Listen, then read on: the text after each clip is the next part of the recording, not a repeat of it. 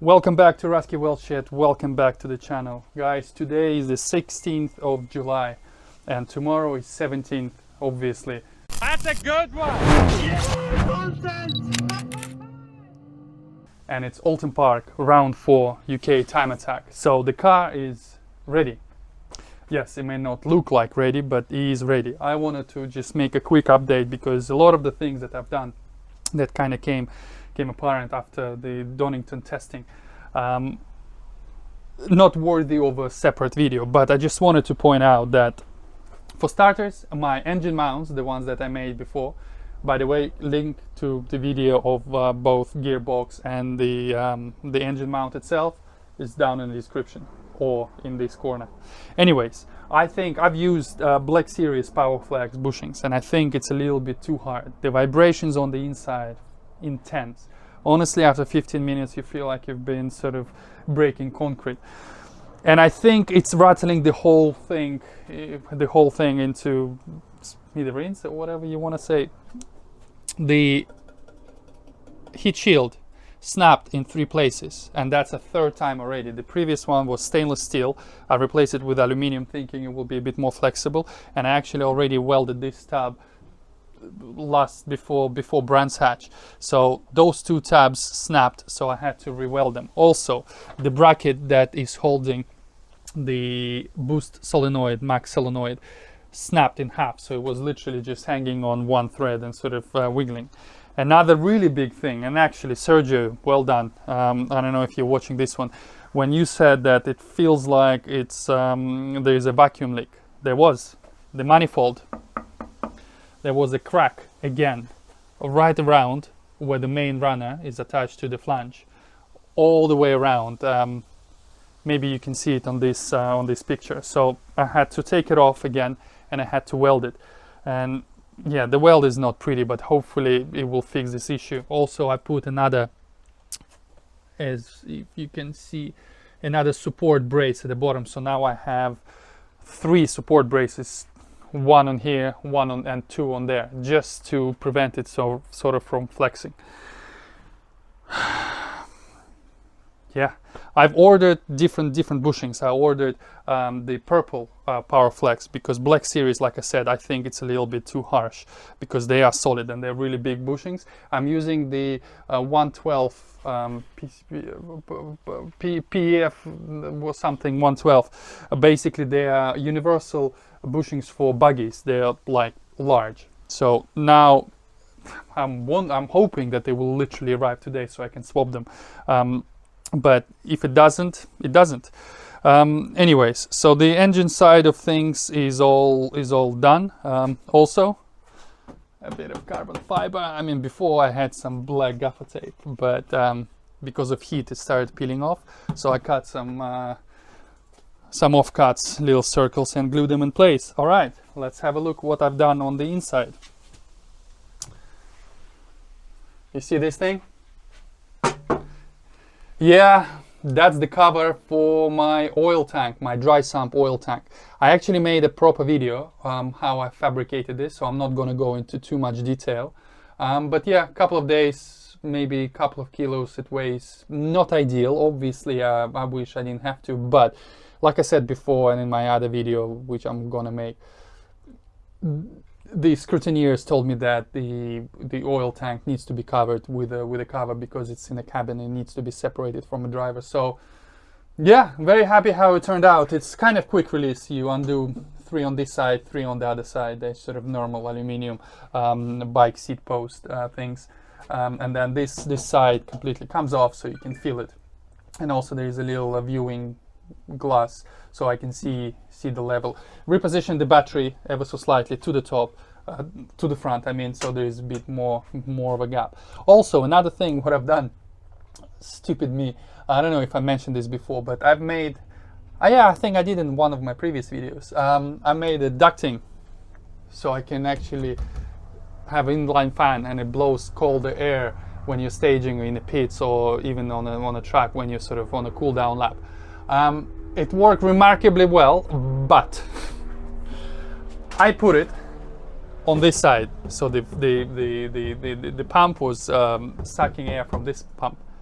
Right below it is my exhaust, and I know the car is running rich, so literally 2 minutes maximum, and then you can't breathe on the inside. So I was like, yeah, that's a bit of an oversight. So what I've done, literally mirrored it and placed it on the other side so it's away from the exhaust, and I moved the hose, because before it was kind of from here, kind of from the back, blowing this way. But another thing that I didn't really think about when I was making the previous version is that when you're wearing a helmet, you cannot feel any air going by it because of the helmet. So I moved it to the front. So now when you see it, it actually blows into your face. And I did test it at Donington Park, because I've done this mod before, but the glue I've used took it off. So maybe you've seen it on the previous video where it was just hanging. So that's all good. So everything else seems to be like it was. I didn't do anything else in here. Another thing, and I've seen it done, well, obviously it's not something I came up with, or even the guy I'm going to mention in a second. Basically a gurney flap on the wing, because it's super lightweight and it increases the efficiency of your wing without going crazy angle. And one of the people who made it is Sam Pickering. I'll leave a link to his channel. The car is sick. Honestly, Subaru, he built literally within a month. He swapped shells and it's a new super light shell, and he's doing incredibly well. I think he got the first places in the first. Actually, I think no, in the first. Actually, I'm not gonna lie. Go to his channel. He has all the updates on there. Really good car. And yeah, B&Q finest. I think it's like 3 or 4 pounds, the length of plastic angle, but that's exactly what it needs to be, because it's only very small, double-sided tape all the way around, and this should increase the productivity, yeah, of the wing without us going to a really big angle, so we're not introducing drag. Also, the end plates, that's another little thing, sort of, that's basically to reduce drag. So yeah. Also, another thing, you see how this thing is all uncovered? Boom! Yeah, air vents. The previous ones, they were a bit of a joke. I mean, obviously I had them fitted on a previous bonnet, and then when I made a mold, I just sort of left them and molded on top of those. They were absolutely useless because they were in the wrong position and they were probably sucking air in rather than letting it all out. And at Donington, what I found, with a new turbo on high boost, the car tends to kind of overheat. Well, maybe not so much overheat, but the coolant temperature rises to 100, 101 after 2 or 3 laps, and I don't really want to do that. It could have been because this part of the bumper on the previous car actually had holes. I mean, as you can see, I have holes here now. We had to cut them at Donington because it was overheating. So I think this would solve the issue ever so slightly. Also, what I've done, you can't really see it from here until I take the bumper off. But I moved the oil radiator as much to the side as possible, so now it literally sits in here. So the normal radiator is more uncovered, so this whole portion is normal radiator. So theoretically this should definitely give us a bit more cooling to the radiator. And obviously the air vents, those are proper design, sort of I want to say it's my design, more of a sort of taking the measurement, and then I sent the stuff to Eden from Geese Fab.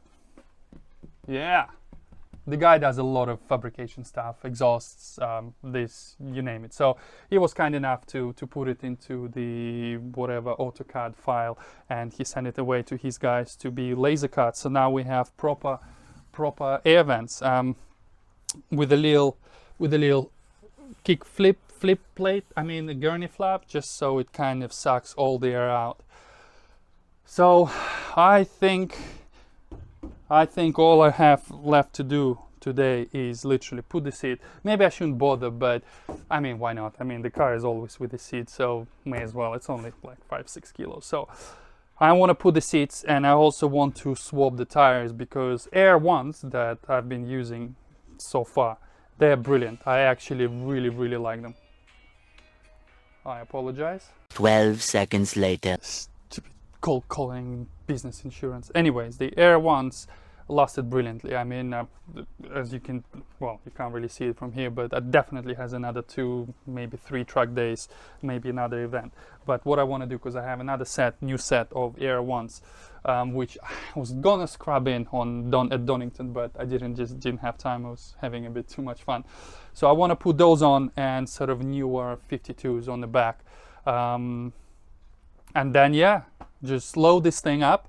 And tomorrow, quite exciting day, Alton Park, round 4, time attack. We'll see what we can do. Never been to Alton Park, so I'll try and take it easy for the first 5 minutes. Anyways, there will be a full update on the Alton Park and how I did and everything in the coming days, maybe next week, Sunday.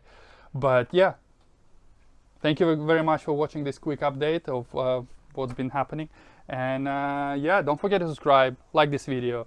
Leave a comment, please. Do leave a comment. Always leave a comment. Comments are good. And I'll see you on the next one. Bye.